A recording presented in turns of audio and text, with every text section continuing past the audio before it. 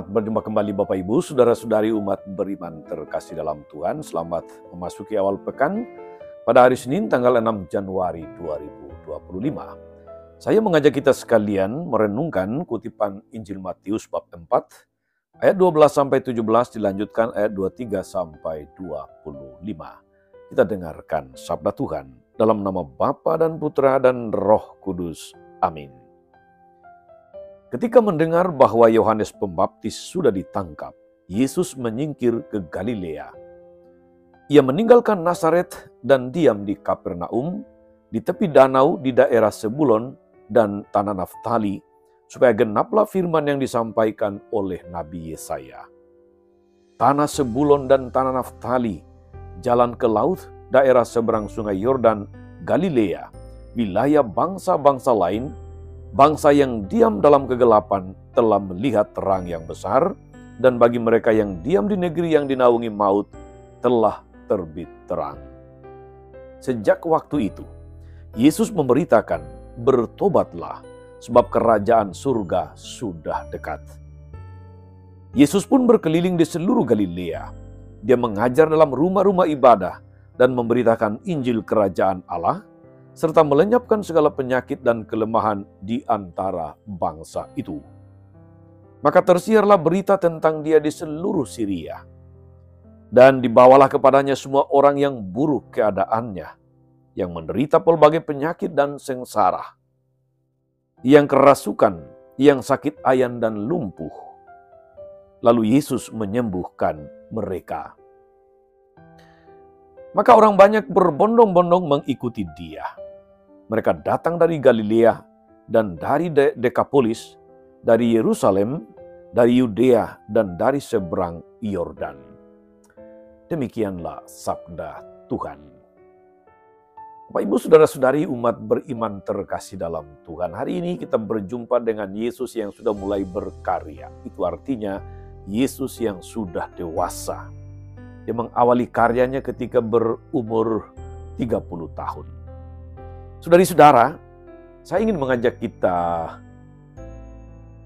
menimba inspirasi dari sebuah kisah yang terjadi di Indonesia, di wilayah timur Indonesia. Ada seorang pengusaha asal Korea Selatan. Dia mengadakan kunjungan ke sebuah panti rehabilitasi penderita kusta di sebuah pulau kecil di NTT. Dia berkunjung untuk melihat proyek pemberdayaan para bekas penderita kusta yang dibantunya. Panti rehabilitasi orang kusta ini dikelola oleh salah satu kongregasi biarawati. Seorang biarawati yang berprofesi sebagai dokter mengepalai seluruh perawatan ini. Melihat komitmen dan pengorbanan dedikasi dari biarawati itu, si pengusaha itu berbisik kepada temannya. Dia katakan begini, biasanya banyak dokter modern sekarang ini berpikir tentang memperkaya diri. Maka apa yang dilakukan oleh suster ini sungguh suatu hal yang luar biasa.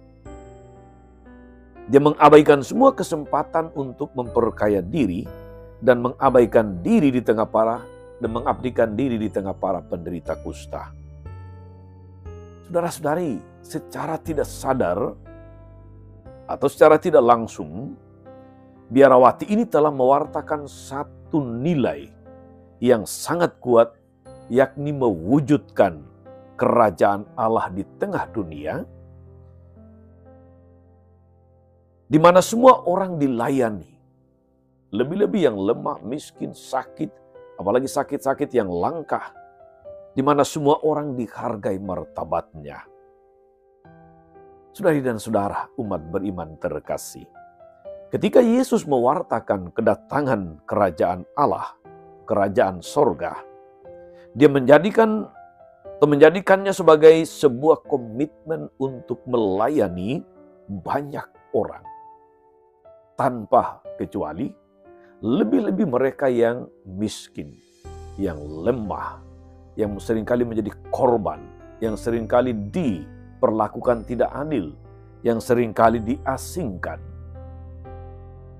Itu menjadi pilihan komitmen untuk mengabdi oleh Yesus untuk mewujudkan kerajaan Allah itu.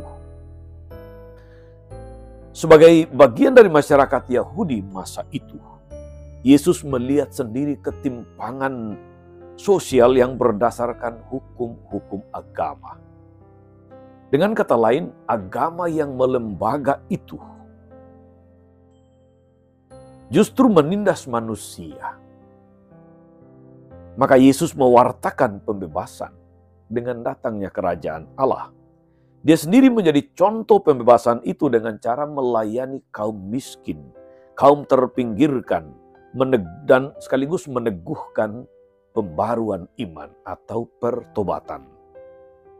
Dengan kesaksian hidup, Yesus menunjukkan saudara-saudari bahwa kerajaan Allah itu nyata dan membebaskan. Tugas kita sebagai umat manusia ialah menggunakan hidup kita sebagai sarana atau alat di tangan Tuhan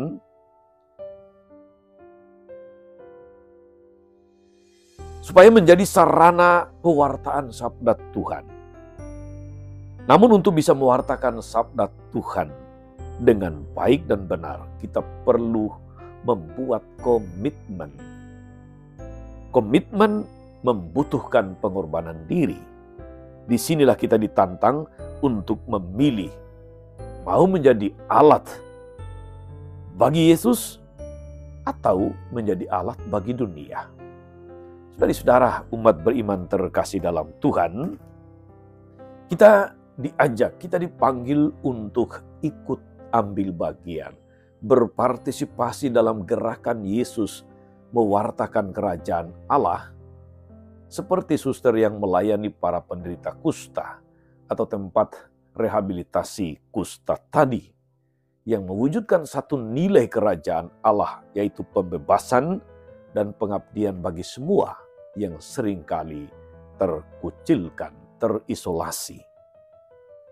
Saudara-saudari, betapa indahnya ketika kita sebagai pengikut Kristus mau sadar akan tugas ini.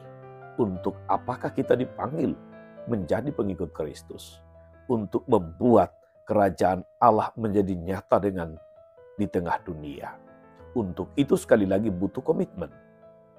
Dan sebuah komitmen yang benar selalu membutuhkan pengorbanan. Itu artinya bukan soal apa yang saya dapat, tapi apa yang dapat saya abdikan, dapat saya berikan, dapat saya persembahkan. Yaitu pemberian diri bagi mereka yang mana Yesus selalu berpihak. Yang miskin, yang lemah, yang terlantar, yang diperlakukan dengan tidak benar dan tidak adil. Atau minimal saudara-saudari, kalaupun harus minimalis, minimal kita tidak menjadi pelaku ketidakadilan, tidak menjadi pelaku yang suka membuat orang-orang lain tidak mendapatkan haknya, tidak menjadi pelaku yang melestarikan yang namanya diskriminasi, manipulasi, demi keuntungan diri atau keluarga. Mari saudara-saudari, kita menjadi orang-orang baik. Hidup bukan hanya soal apa yang dapat kita terima, dapat kita peroleh, tapi soal apa yang dapat kita berikan, apa yang dapat kita persembahkan. Kita terpanggil seperti Yesus untuk menjadi tanda kehadiran kerajaan Allah di tengah dunia. Tuhan Yesus memberkati kita semua. Amin. Tuhan Yesus Kristus, kami bersyukur karena Engkau datang ke tengah dunia mewartakan kerajaan Allah, mewartakan penyelamatan, pembebasan. Mampukan kami agar kami boleh terbuka untuk membiarkan diri kami menjadi alat di tangan-Mu, supaya kerajaan-Mu menjadi nyata di tengah dunia, melalui keberpihakan kepada mereka yang lemah, miskin, dan tersingkir, mereka yang diperlakukan tidak adil, mereka yang terpinggirkan. Dan semoga kami membangun suatu sikap tobat untuk menjadi orang baik yang senantiasa memberikan kesaksian hidup yang memuliakan nama-Mu. Terpujilah Engkau Tuhan sepanjang segala masa. Amin.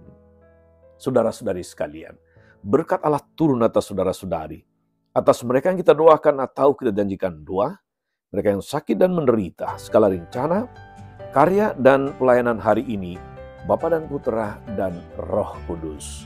Amin. Tetap sehat. Teruslah menjadi orang baik. Jangan lupa like, subscribe, nyalakan lonceng notifikasinya. Salam 52, Tuhan memberkati.